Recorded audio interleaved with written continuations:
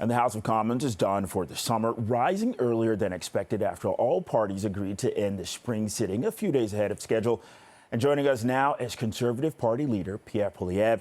Good afternoon, and thank you very much for taking time to speak with us. We have a lot of ground to cover here.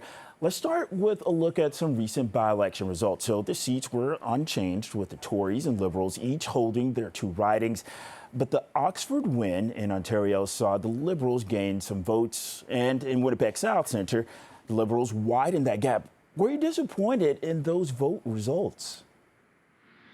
Not at all, Bakari. We elected two great common sense Conservative MPs who have a message that Parliament needs to hear.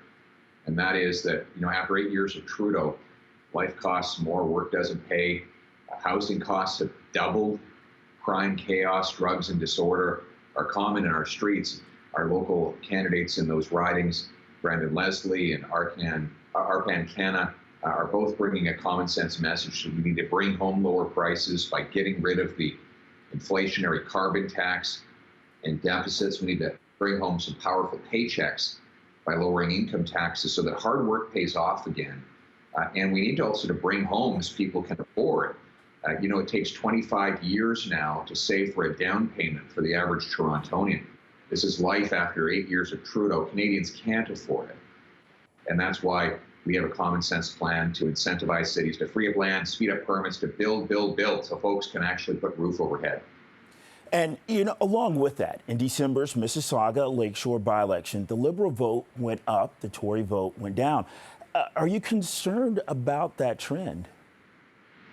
Look, I'm focused on the big picture of the whole country, and the big picture is this, that after 8 years of Trudeau, now it's hard for people to feed themselves. 1 in 5 Canadians are skipping meals, 1.5 million going to food banks. One food bank in Mississauga, you mentioned Mississauga, one food bank in Mississauga has had people come in asking for help with medical assistance and dying because they can't afford to live anymore. This is Canada. It's unacceptable. Canadians don't have to accept it. But we're going to replace the hurt that Trudeau's caused with the hope that Canadians need by getting rid of the carbon tax to bring home lower prices, and by bringing home more powerful paychecks so that people pay lower tax and hard work is rewarded. Those will be our goals. That's what we'll be talking about throughout the summer on the barbecue circuit and in Parliament when fall comes. And that's actually a great segue to my next question. You've been focused on inflation and say that a Conservative government would bring the rate down. So we have to talk about what controls you have over a global phenomenon, geopolitical factors as well. Well, we know that the Bank of Canada governor has said that the cause of inflation in Canada is domestic. In fact, the former Liberal finance minister, John Manley, said that Justin Trudeau is pressing his foot on the inflationary gas pedal with all of these deficits. And when you print money and spend what you don't have, you're bidding up the goods that Canadians buy. So all of this government spending is making things cost more and forcing the Bank of Canada to raise interest rates. In fact, even the finance minister, Chrystia Freeland, said that deficits are like pouring fuel on the inflationary fire. So here's my common sense plan. Let's cap spending with a dollar-for-dollar law, requiring politicians find $1 of savings for each new dollar of spending. Let's eliminate waste like the $35 billion infrastructure bank that in 5 years hasn't completed a single infrastructure project, or the $54 million ArriveCan app, or the countless other examples, $200 million for the Beijing-based infrastructure bank that builds infrastructure for China, not for Canada. We're going to eliminate this waste, bring home our money, balance the budget to lower inflation and interest rates. And the Toronto mayoral by-election is just days away. We've had the Premier of Ontario and the former mayor endorse a candidate.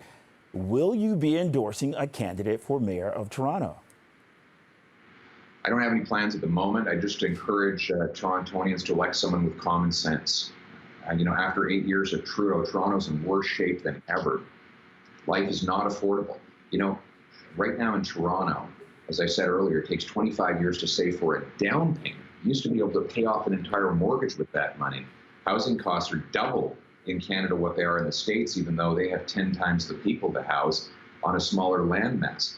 And what we need to do with City Hall is my common sense plan to incentivize cities to speed up and lower the cost of building permits. We don't have enough houses because government blocks housing construction. So what I will do is demand all big cities increase building permits by 15% if they want to get their full federal infrastructure fund. If they build more than that, I'll give them a building bonus. And I'm also going to require every federally funded transit station have high density housing approved all around it so that young people and seniors can live right next to the transit stations.